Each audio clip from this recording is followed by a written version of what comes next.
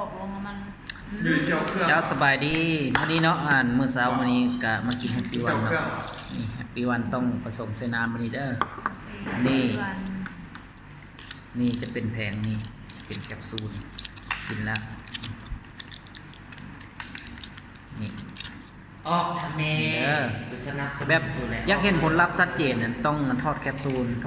อามาเทใส่เนาะทอดแคปซูลเด้อเป็นแคปซูลเอามาเทใส่แบบนี้นี่เทใส่เลย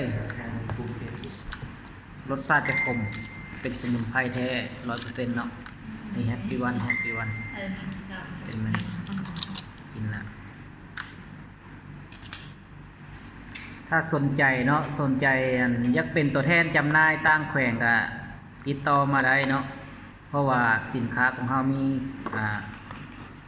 บริการหลังการขายดูแลลูกค้าเนาะวิธีการขายให้ ต้องใส่เบอร์เขาบอก